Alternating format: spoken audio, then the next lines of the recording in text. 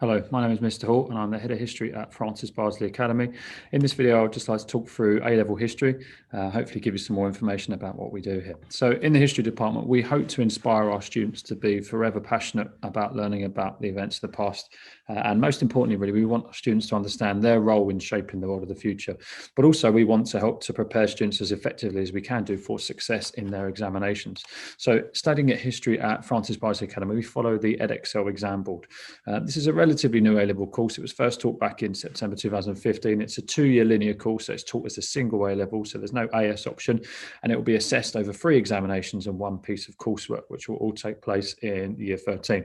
All the exam questions are the same. They're all worth 20 marks and they require essay writing. So that's something to really consider when thinking about the history course.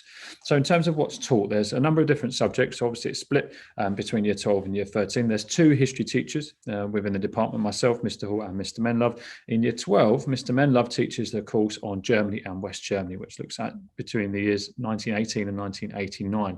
This looks at political change in Germany, looks at the Weimar period, the Nazis, but also further forward into the Cold War. It looks at opposition, consent and control. It looks at economic development and also social changes. So things that might be familiar from maybe GCSE studies, but also lots of new information too. So that's taught in year 12 with Mr. Menlove. My side of the course in year 12 looks at the rise and fall of fascism in Italy, and this focuses on Italy in the years 1911 to 1946.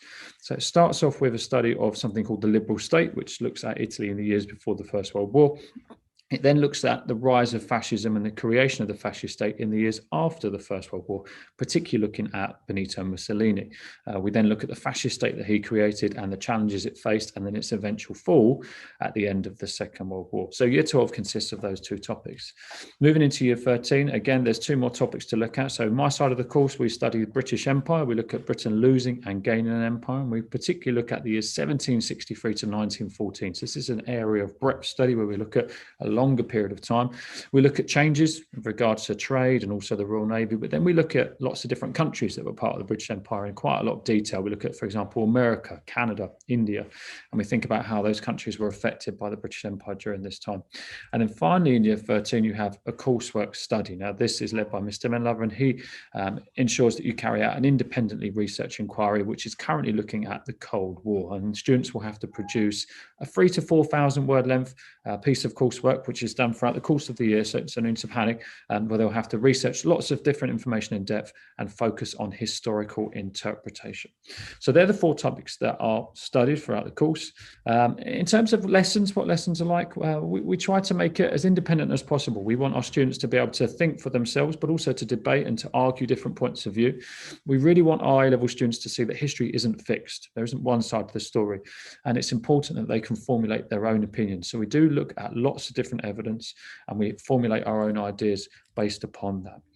In terms of your assessments, as I said earlier, it's a linear course, so therefore it's all examinations at the end of year 13. There are no formal exams that will contribute towards your grades in year 12, but obviously we have lots and lots of assessment throughout the course of the year. We carry out lots of half-termly assessments, knowledge quizzes, questions, discussions, debates, to make sure that you are regularly being assessed and given lots of feedback to help you progress as well.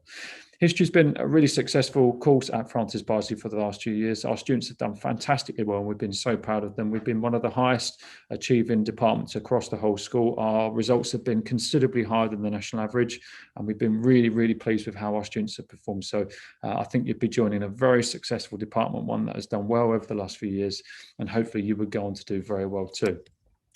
Why pick the subject? I think it's an incredibly rewarding subject to study. I think it gives you a huge amount of information that we think is very, very interesting, but also it helps you to develop a huge range of skills, which will be helpful in your future careers. The study of history creates problem solvers. It creates independent thinkers, confident speakers, and also confident writers. And I think these skills are incredibly transferable to the modern workplace and are welcomed by a whole range of employers. I think history is also a really highly regarded academic subject, and I think it will help you to gain a place at any good university if that's what you want to do further on in your studies, or in any workplace too.